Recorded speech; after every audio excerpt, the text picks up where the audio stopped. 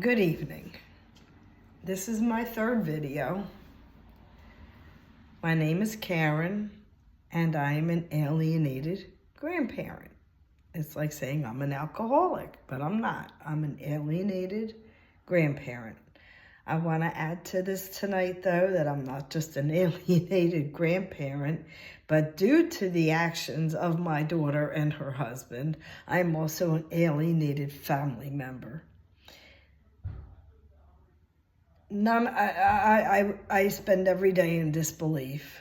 When my kids were young, I always lived out of town, but we always all got together for special holidays and birthdays.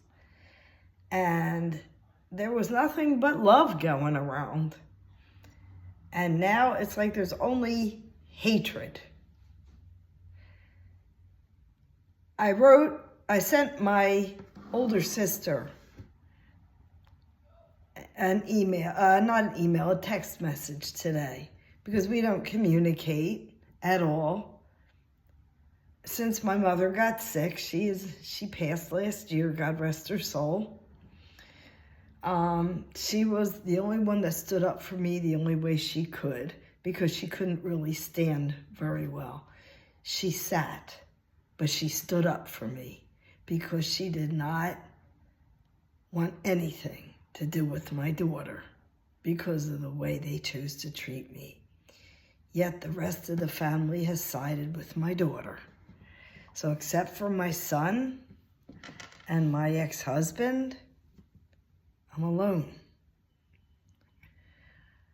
Some days it's really hard. Other days, I do okay. I find ways to keep myself busy, and I think that's a key for all of us. To keep your brain going, to find important things to do. Doing this makes me feel better. Knowing I'm helping others by putting up public videos about my own situation. Because I know it's just not my situation. It's the situation of so many. In fact, I haven't looked at my responses this weekend because I was too busy keeping busy. But one of the girls that responded to one of my videos, I felt bad for her. She said she was abused by her parents and grandparents emotionally, and she thinks grandparent alienation should be allowed. And I was kind in my response to her. I said, I'm sorry that you went through this and that you feel that way. I said, but most of us are not that way, and our children don't have the same excuse. I said, in your case, I can't blame you. If I was emotionally or physically abused or I did that to my children, I'd say, well, I deserve this, but I don't. And neither do most of you. And on that note, I just want to share some information. It's just a little bit, but that's my goal for tonight, is one of the organizations, if you're not aware of it, is called AGA. It's Alienated Grandparents Anonymous Incorporated. I'm going to be passing out, it's like a pamphlet. I haven't folded it up yet because I wanted to show you. Okay?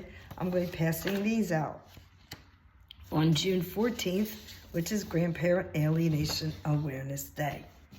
I'm also sending copies to our governor, who turned down my request for a proclamation to have Grandparents Alienation Awareness Day recognized in Connecticut. Yet he stood up for mental health. His name is Ned Lamont, if anyone wants to write him a letter. His young interns answered the phone and they said, well, we have the right to turn down a proclamation. I said, do you know anything about grandparent alienation? No, we never heard of it before. I said, well, educate yourself. I'm going to send you guys a packet. I'm getting it ready tonight. Here's another one. And I may have brought this up in my last video. This is from Find My Grandparents on Facebook. It is psychological and emotional abuse to leave your child wondering when or if they will ever see their loving grandparent again. This is for our kids that are doing this. Stop using your children or child to express your adult issues. Mentally stable adults work problems out.